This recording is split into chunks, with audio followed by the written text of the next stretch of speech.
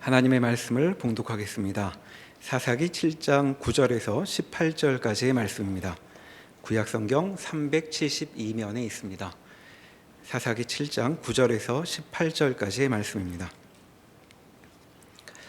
그 밤에 여호와께서 기드온에게 이르시되 일어나 진영으로 내려가라.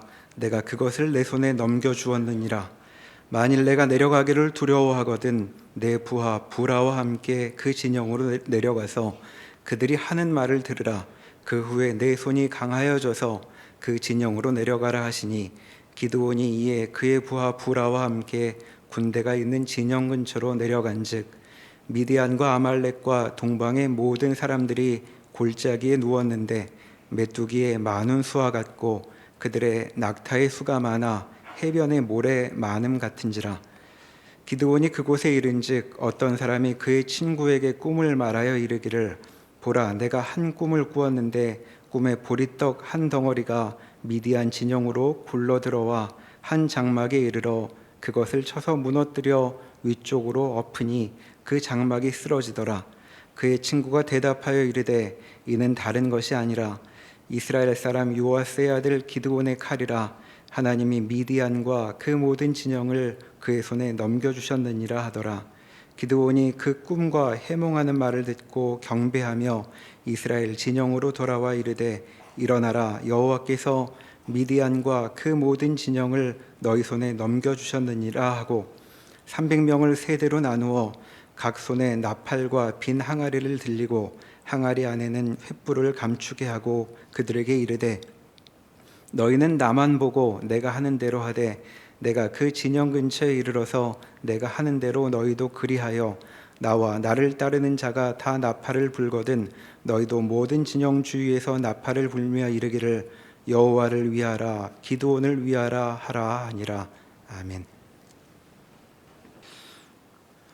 성경에 기록된 기드온의 말씀들을 쭉 살펴보면서 저희가 보게 되는 것은 하나님의 말씀, 구원의 약속이 강력하게 임하면 임할수록 오히려 기드온은 믿음보다는 의심하면서 두려운 자리로 가고 있는 것들을 보게 됩니다.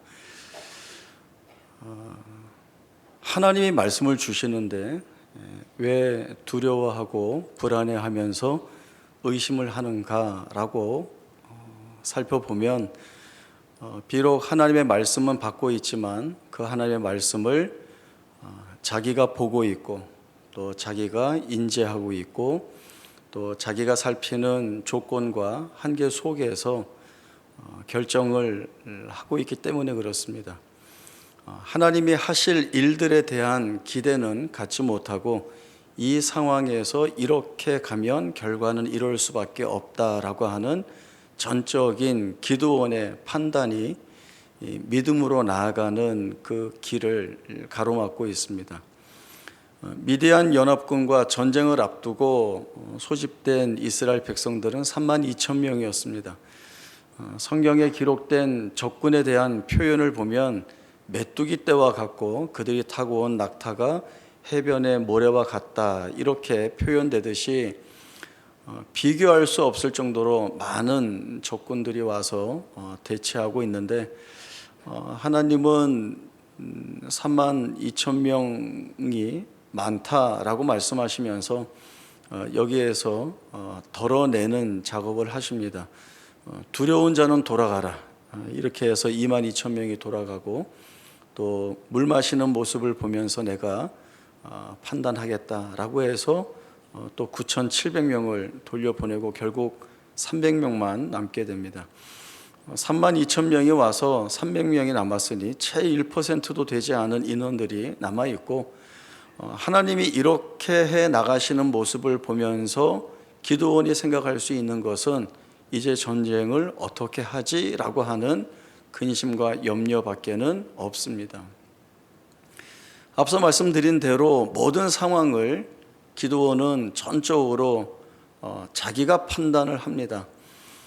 그리고 기드온의 마음에는 하나님의 말씀으로 인하여 받는 믿음보다는 의심이 더 채워지고 있는 실정입니다. 될 수 없다라고 하는 거죠. 의심이라고 하는 것이 말 그대로 확인해야 할 일을 알지 못하여 믿지 못하는 것, 이것이 의심입니다.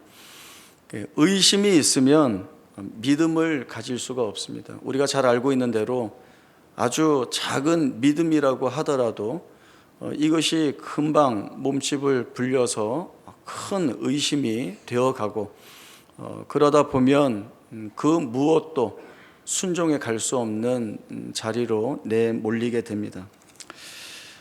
이러한 상황 가운데 있는 이 의심하고 있는 기드온을 하나님은 한 번 더 끌어내기 위하여서 다시금 말씀을 주시고 있습니다.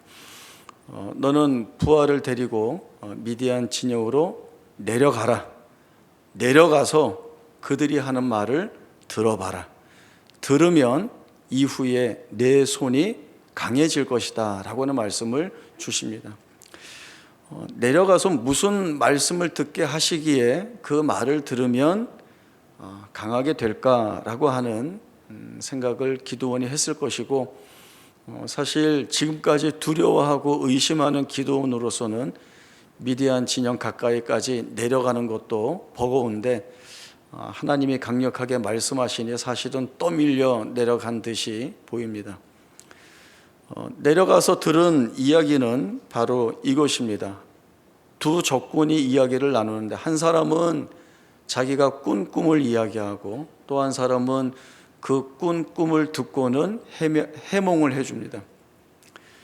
내가 꿈을 꾸었는데 보리떡 한 덩이가 굴러와서 미디안의 천막을 하나 쳐서 다 엎어지게 되었다, 이렇게 이야기를 했는데, 그 꿈을 들은 이 한 사람이 주저없이 그것은 요아스의 아들 기드온의 칼을 얘기하는 거다, 그리고 하는 말이 하나님이 미디안과 모든 진영을 기드온의 손에 넘겨주셨다는 거다, 이렇게 이야기를 합니다.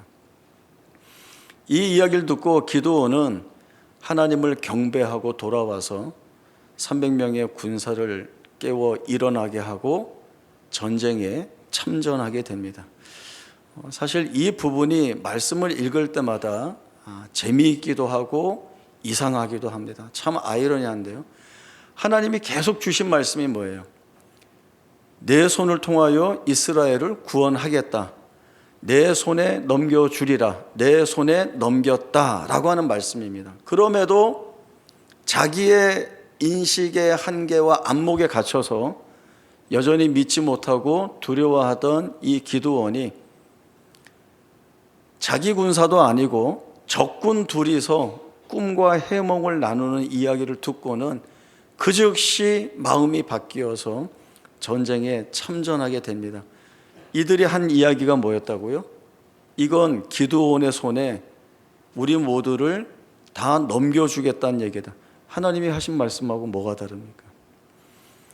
그러나 기드온이 하나님을 경배하고 돌아와서 전쟁에 참전할 수 있게 되는 것은 약속의 말씀을 주시고 기적 같은 표징을 보여주었지만 여전히 자기 안에 갇혀있던 이 기드온이 이제야 서서히 눈을 떠서 자신의 의심을 덜어내고 하나님의 말씀을 온전히 붙드는 믿음의 자리로 나아갈 그 때가 되었기 때문에 이 같은 기드온의 모습이 바뀌어진 것으로 볼 수 있습니다.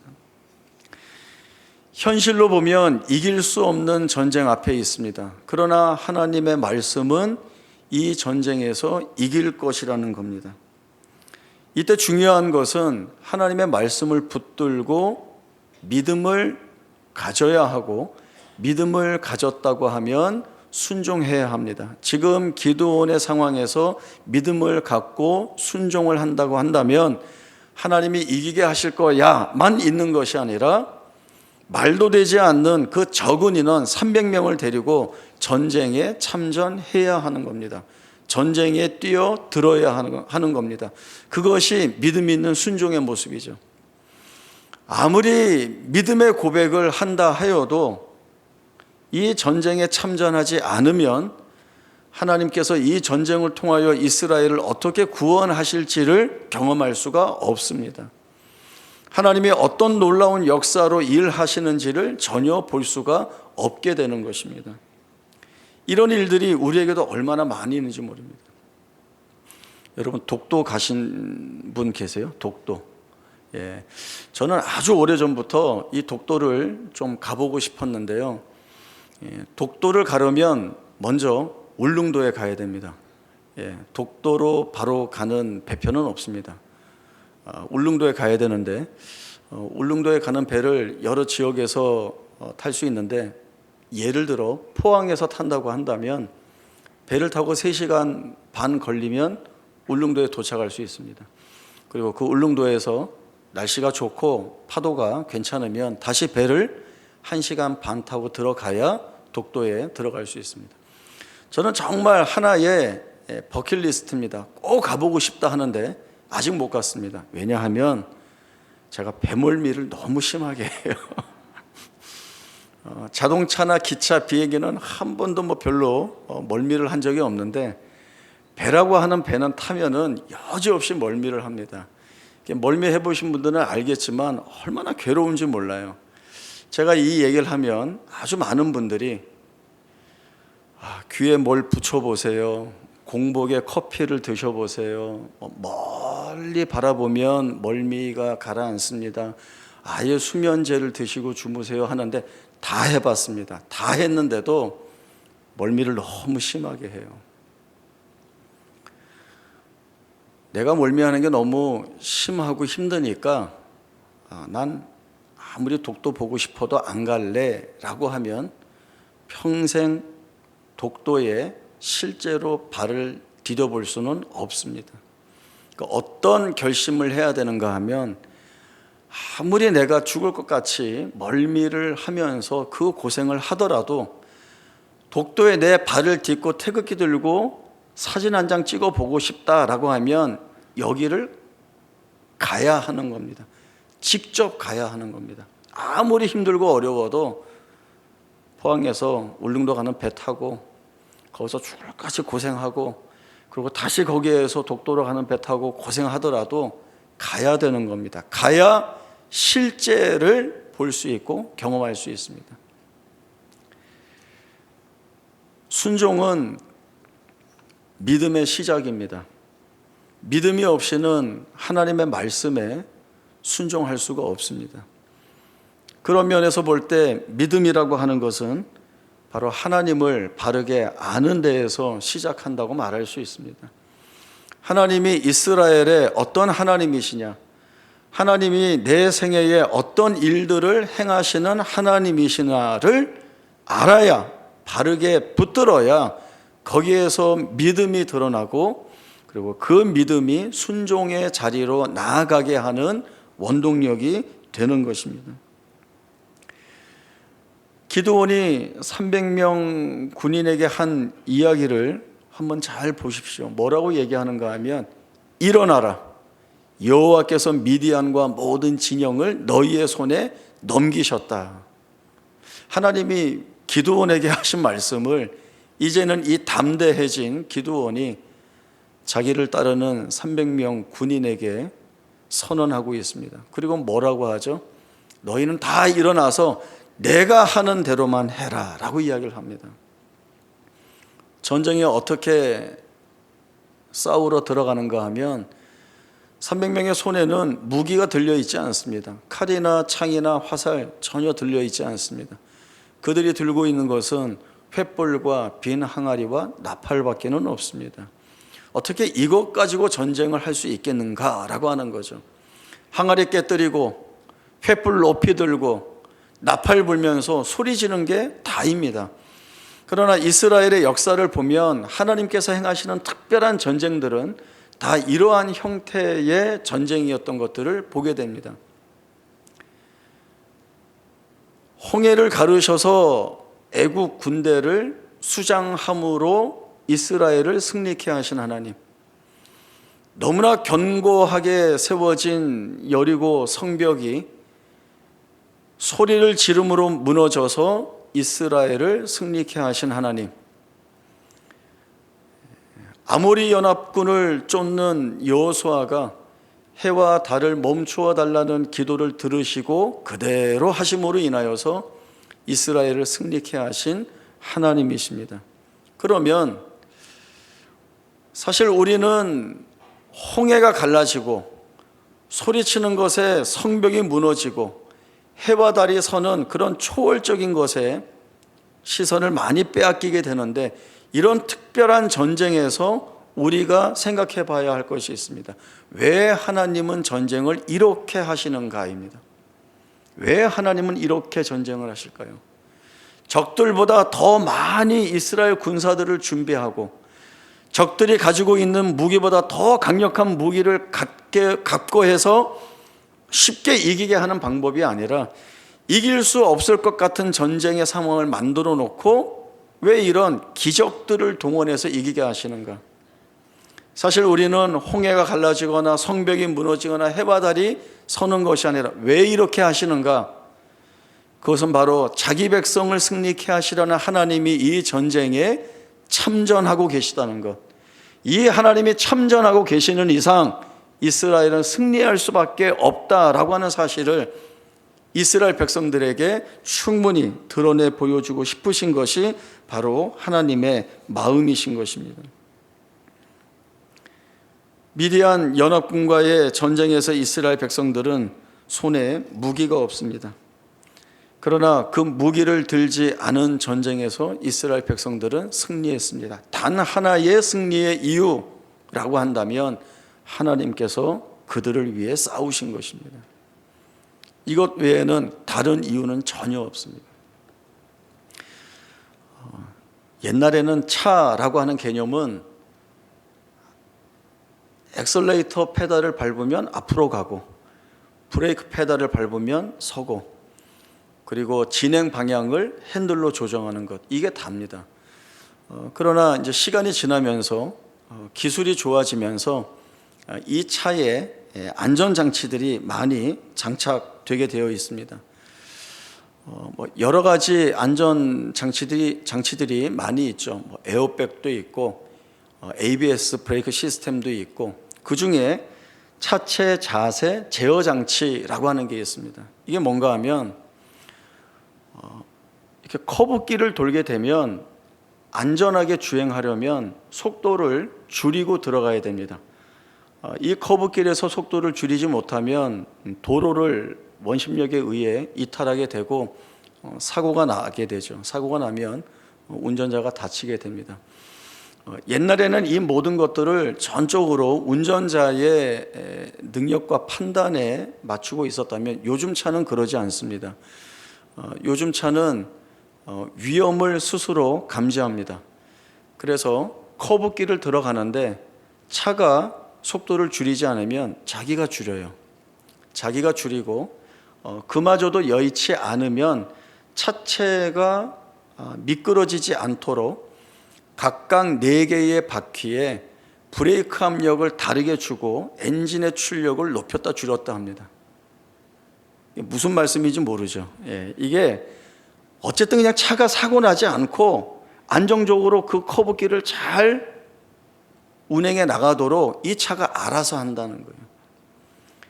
굽어 있는 길을 속도를 줄이지 않고 매끄럽게 쫙 운전해서 빠져나오면 여름이면 모든 운전자가 내가 운전을 잘한다고 생각합니다. 그러나 자기가 한 거 아닙니다. 차가 알아서 한 겁니다. 사실 사고로 이어질 수 있는 것을 이런 안전장치들이 막아준 거죠.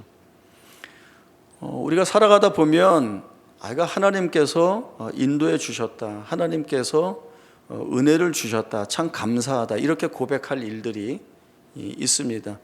이런 고백들을 할 수 있는 것은 우리가 그렇게 깨달았고 그렇게 알게 되었기 때문에 그렇습니다.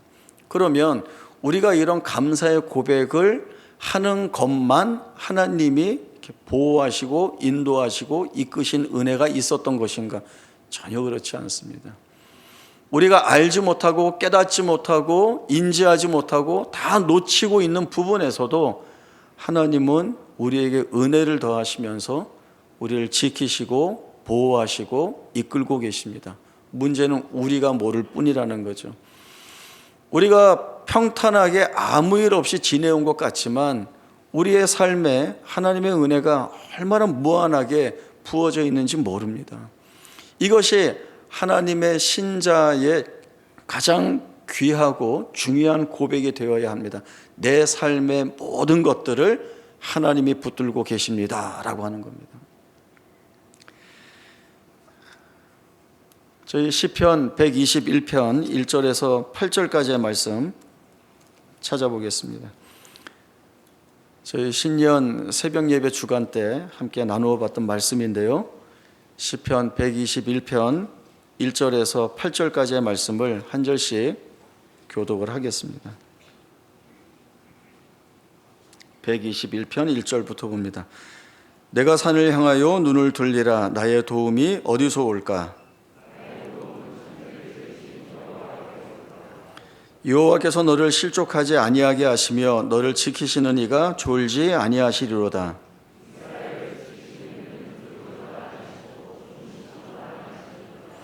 여호와는 너를 지키시는 이시라. 여호와께서 내 오른쪽에서 내 그늘이 되시나니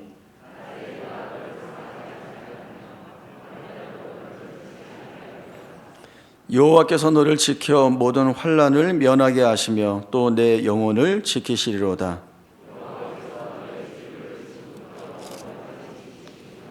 아멘.